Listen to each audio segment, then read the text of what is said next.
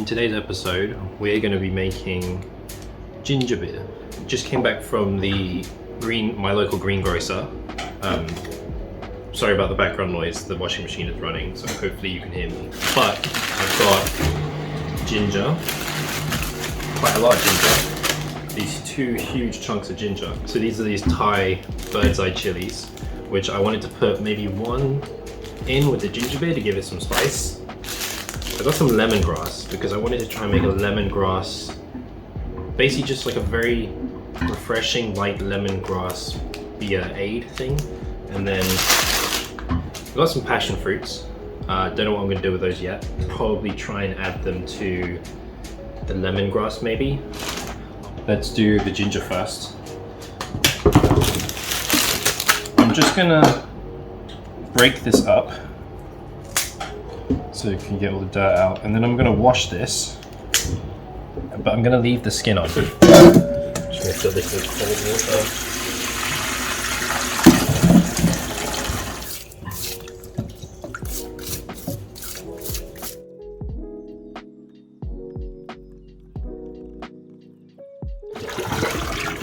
Give it another rinse.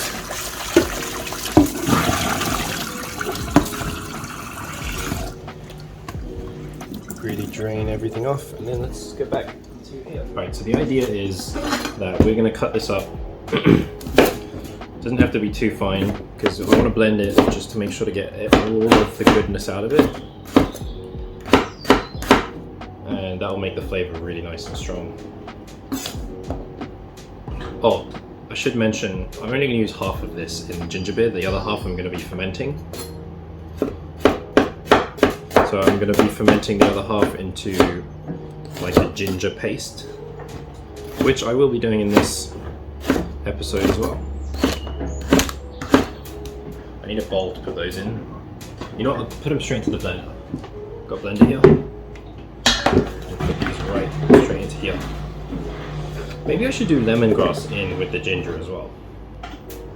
But I feel like the ginger would overpower the lemongrass too much.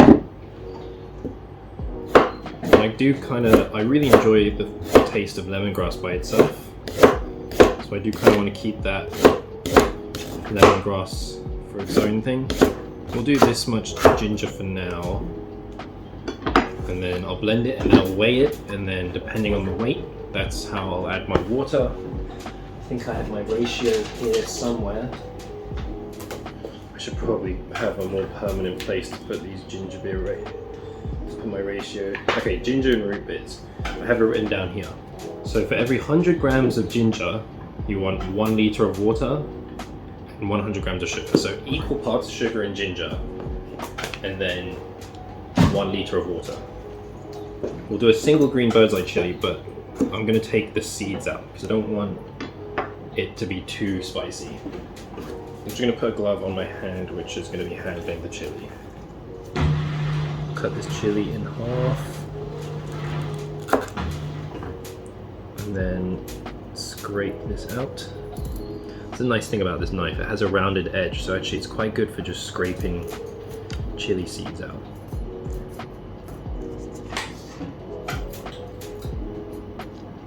There you go, there's all the... I'm wearing these gloves, I can't turn around, there you go. So it's 1 chili. I might actually just go ahead and weigh this now, just to save myself the effort. The confusion later. We'll just weigh this really quick. 215, 216. 2.16 liters of water that we'll add to that. So I'm going to measure out about 1 liter of water. This is filtered water.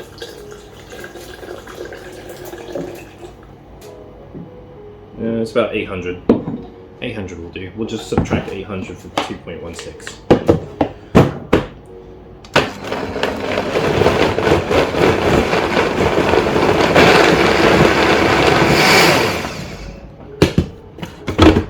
That should be good enough. That should hold 2 liters.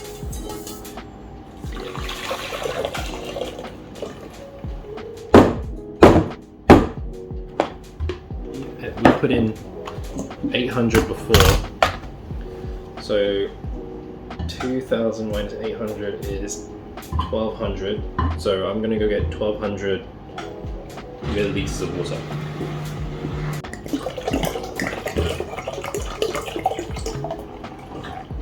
I need a little bit more. I'm actually gonna add a little extra because to allow for evaporation. 1500. So that's 216 grams of ginger, 1 chili, 2400 grams of water. And then we'll just take that over here and we'll start boiling it.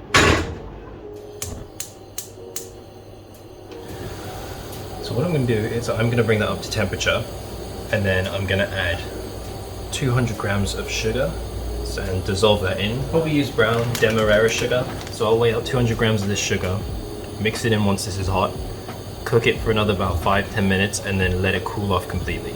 Once it's cooled off completely, then we can mix the yeast, then we can bottle it. I actually changed my mind on the sugar. I'm doing 150 grams because I want to try something out. I want to try and make it less sweet and more, let's say, refreshing over sweet. And hopefully this might make a smoother carbonation as well. So we'll give it a try. Now this should be warm enough to dissolve the sugar, so we'll just add the sugar now. While that is coming up to temperature, let's get started on lacto-fermenting some ginger.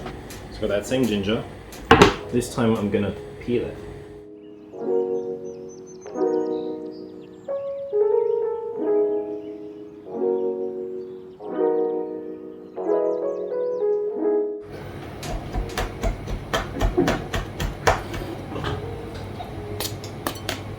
So my phone forgot to record this, but we did add 2% salt to this. It's because it was 200 grams of ginger. We added a chili, and so 2% of 200 grams is 4. So we added 4 grams of salt to this. And now we're just gonna let this sort of sit down and let the salt get to work. And in the meantime, we're just checking on this. So we'll let that just keep going, put the lid back on.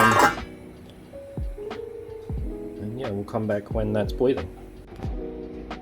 Alright, let's check this again. I think it should be boiling now.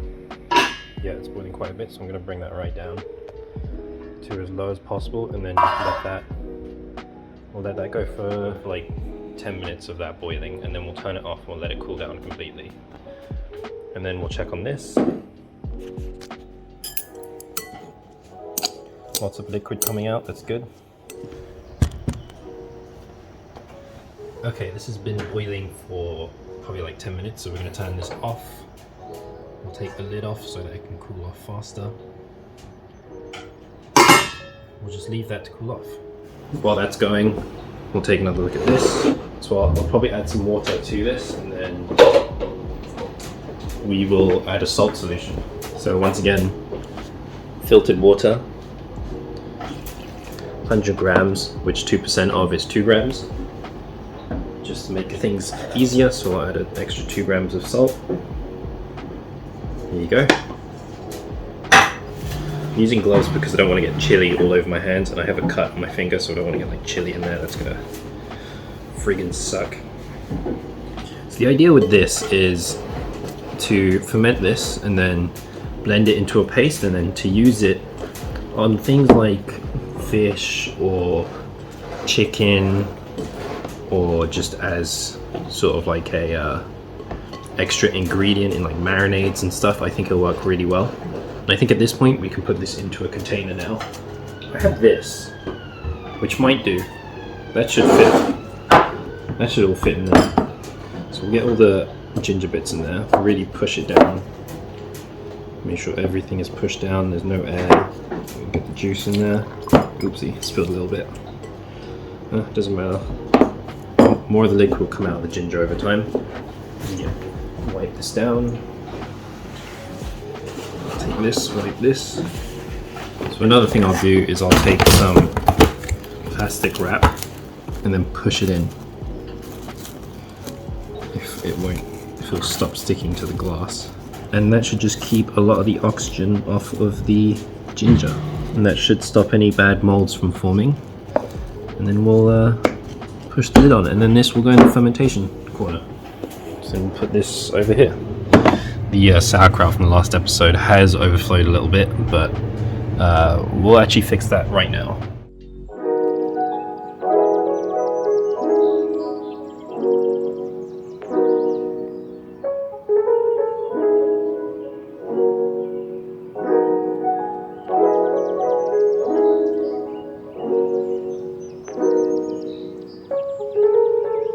So here's something fun that I've had going on. Lacto-fermented tomatoes. So this is from the 2nd of June. Today is the 7th of June, and this bag is really quite turgid. So we're gonna open this up and then turn it into sort of like a paste.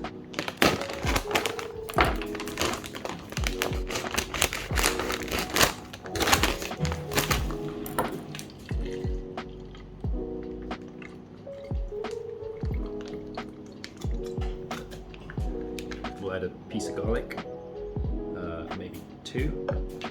We'll put some pepper in there.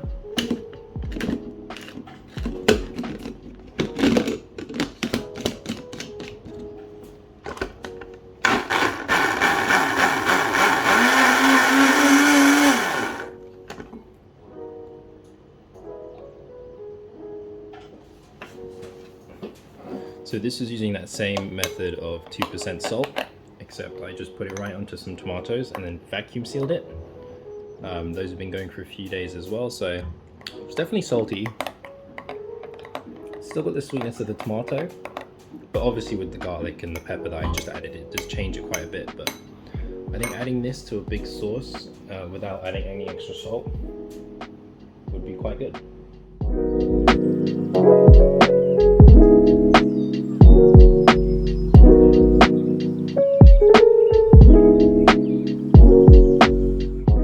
This is still kind of hot, but I don't really want to wait any longer, so I might put this in the fridge and basically just force it to cool down a bit faster. So we'll do that. So I've got the new camera now, and this is probably more representative of what the quality will be like for these videos in the future. And in other news, this has reached room temperature, so let's start doing this. First, I'm going to run it through this. This is a fine mesh sieve. Probably run this through some cheesecloth as well. I've washed out the saucepan, and I'm going to put cheesecloth in, and then we're going to filter it once again. We do this, and you'll see how much very fine stuff is left in there.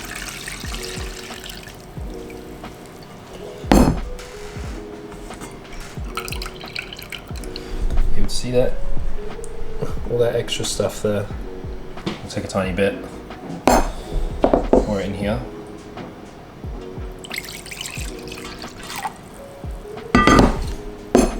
Wine yeast. I'm gonna put about half a teaspoon in. It depends on what yeast you're using, how much you put in. And then we'll whisk that together. Pour this back in to the main batch.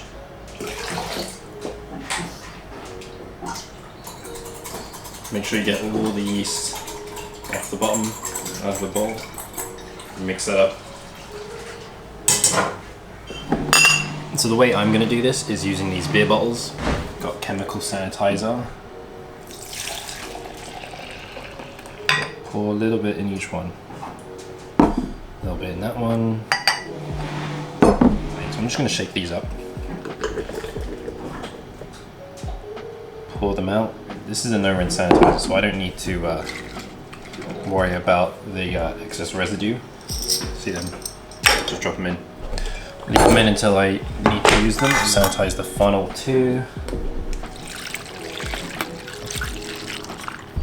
We'll get the outside a little bit.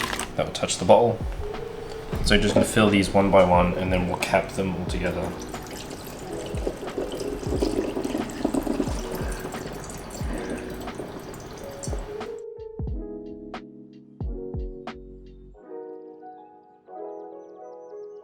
So the next step is to cap these. So I got my bottle caps that are in the sanitizing stuff, and then we'll just pop these on top.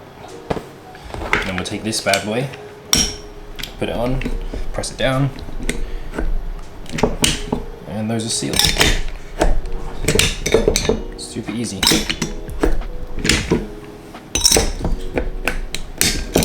Oh, that one might have messed up. Yep. Then we'll do it again. Easy peasy. These will go into the fermentation corner for 1 day, and then after 1 day they'll go in the fridge for another day or 2, and then these should be ready to drink. Make sure you're subscribed and following along with these videos if you want to see the end result of these in a couple days. I'll be opening them, drinking one. Hopefully the weather is nice so we can do it outside in the garden too. So I think that's it for today. Did I forget anything? No, I think I've done everything that I started. So, well, other than these, which will take a couple days, and the ginger will take a couple days, maybe a week. But everything will be resolved in future episodes. Bye bye. Don't forget to like, comment, and subscribe.